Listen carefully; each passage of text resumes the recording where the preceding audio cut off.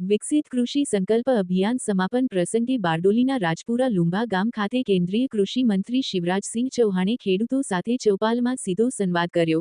સરદાર વલ્લભભાઈ પટેલની કર્મભૂમિ બારડોલીના સ્વરાજ આશ્રમની મુખ્યમંત્રી ભૂપેન્દ્ર પટેલે મુલાકાત કરી હતી। ખેડૂતો સાથે સીધો સંવાદ સાધ્યો હતો અને તેમના પ્રશ્નો સાંભળી માર્ગદર્શન આપ્યું હતું। મુખ્યમંત્રી ભૂપેન્દ્ર પટેલે સરદાર પટેલની 150મી જન્મજયંતિ વર્ષની ઉજવણીના ઉપલક્ષ્યમાં બારડોલીમાં આયોજિત ખેડૂત સંમેલન પૂર્વે સરદાર સાહેબની કર્મભૂમિ સ્વરાજ આશ્રમ બારડોલીની મુલાકાત લીધી હતી। તો બીજી તરફ બારડોલીના રાજપુરા લુંબા ગામે વિકસિત કૃષિ સંકલ્પ અભિયાન સમાપન પ્રસંગે કેન્દ્રીય કૃષિ વિકાસ મંત્રી શિવરાજસિંહ ચૌહાણે પ્રાકૃતિક ખેતી કરતા ખેડૂતો સાથે વાર્તાલાપ કર્યો હતો।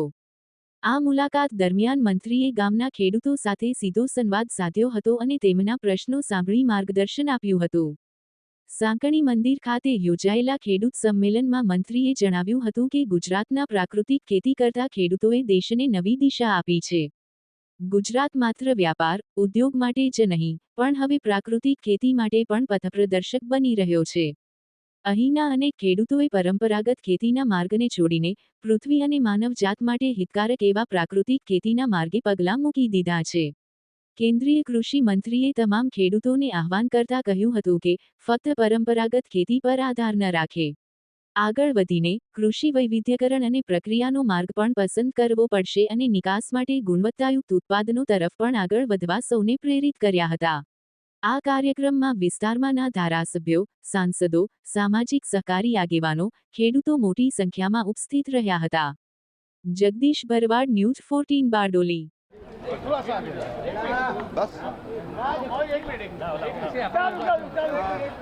मित्रों, प्रधानमंत्री जी की प्रेरणा से विकसित कृषि संकल्प अभियान 29 मई को एक साथ पूरे देश में प्रारंभ हुआ था। पूरी उड़ीसा से यह अभियान प्रारंभ हुआ और आज 12 जून को बारडोली दिवस पर उस पवित्र धरा पर जहां 1928 में लौह पुरुष भारत रत्न सरदार वल्लभभाई पटेल जी ने बारडोली सत्याग्रह किया था किसानों के साथ अन्याय के खिलाफ। आज उस पवित्र धरती पर यह अभियान का समापन हो रहा है। इस अभियान में कुल मिला के 2170 टीम साइंटिस्ट की, वैज्ञानिकों की, राज्य सरकार के कृषि विभाग और केंद्र सरकार के कृषि विभाग के सहयोग से लगभग 1,19,564 गांव से संपर्क किया उन्होंने। और कोई बड़े कार्यक्रम नहीं थे, एवरेज 200 लोग, 200 किसान एक जगह, क्योंकि सभा नहीं थी, इंटरेक्शन था। उन्हें किसानों के साथ संवाद किया। राज्यों के मुख्यमंत्री, कृषि मंत्री, सांसद, विधायक, वो भी बड़ी संख्या में अलग अलग स्थानों पर संपन्न हुए। जैसे गुजरात में यहाँ के मुख्यमंत्री जी ने इस अभियान को प्रारंभ किया था, कई राज्यों में मुख्यमंत्रियों ने प्रारंभ किया। और वैज्ञानिक अगर गए थे तो पूरी जानकारी लेके गए थे उस इलाके की, गांव की, कि वहाँ कैसी माटी है, कौन कौन से न्यूट्रिएंट माटी में है, कितना नाइट्रोजन, कितना पोटास, कितना ऑर्गेनिक कार्बन और किस चीज़ की ज़रूरत है, ऐसी माटी में कौन सी फसल अच्छी हो सकती है, बीज कौन से, किस्में कौन सी, और अगर बीमारियों का अटैक हो तो कैसे मुकाबला करें। एक तरफ जो नए शोध हुए, उन शोध की, रिसर्च की जानकारी सीधे किसानों को, वैज्ञानिकों ने दी। दूसरी तरफ किसानों ने भी उन्नत खेती की जानकारी भी दी और उनके सामने आने वाली समस्याओं के बारे में भी वैज्ञानिकों को परिचित कराया। यह अभियान खत्म नहीं होगा, समापन आज हुआ है, लेकिन हमने एक टीम बनाई है विकसित भारत के लिए, विकसित कृषि और समृद्ध किसान के लिए। और वो टीम का मूल मंत्र है एक राष्ट्र एक कृषि और एक टीम, ये वैज्ञानिक और किसान मिलके राज्य सरकार और केंद्र सरकार के कृषि विभाग के साथ, एग्रीकल्चर यूनिवर्सिटीज और केवीके के साथ लगातार किसानों से संपर्क और संवाद करेंगे। जो चीज़ें सामने आई उसके आधार पर कृषि के विकास के रोड मैप को और योजनाओं को और रिसर्च की दिशा को भी जहाँ ज़रूरत पड़ेगी उसको बदलेंगे, ताकि किसान की प्राथमिकता उसमें सम्मिलित की जा सके। कुल मिला के लगभग 1 करोड़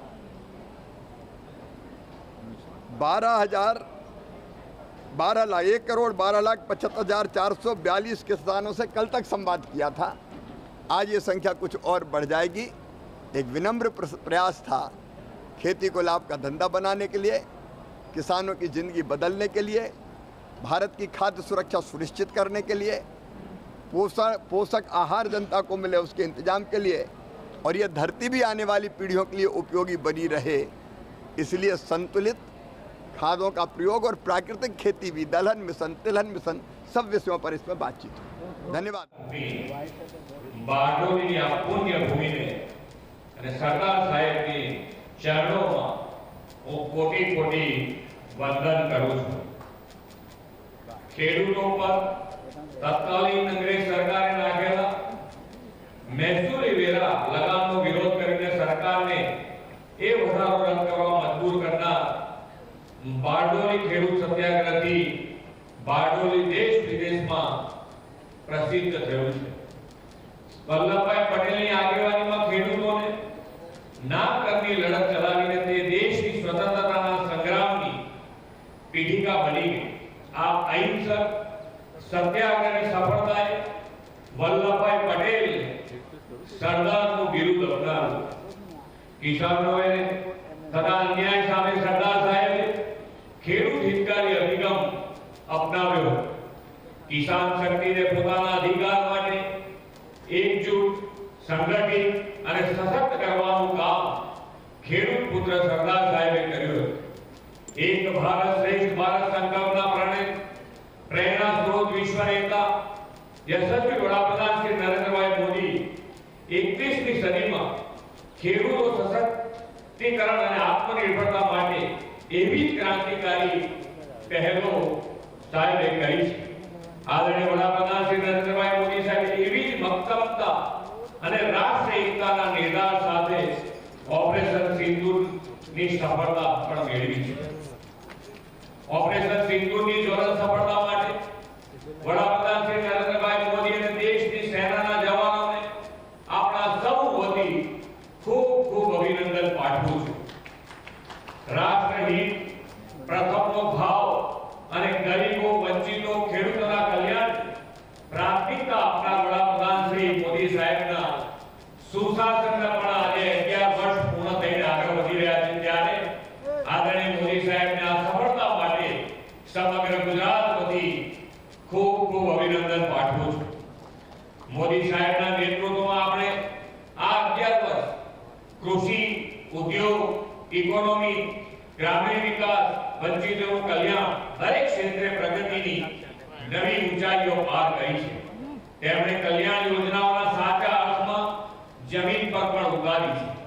દેશના અર્થતંત્રમાં આધાર એવી ખેતી અને ખેડૂતોને પ્રગતિશીલ અને આત્મનિર્ભરતા સાથે સમૃદ્ધિ આપવા વડાપ્રધાનશ્રીએ કૃષિ કલ્યાણના અનેક નવા આયામો આપ્યા છે। જ્ઞાન એટલે કે ગરીબ, યુવા, અન્નદાતા અને નારી શક્તિના 4 પિલર ઉપર વિકસિત ભારતનું નિર્માણ કરવાની તેમની નેમ છે। આ વિકસિત કૃષિ સંકલ્પ યાત્રા અન્નદાતાને આત્મનિર્ભર અને સમૃદ્ધ કરવાના કૃષિ કલ્યાણ અભિગમનો એક ભાગ છે।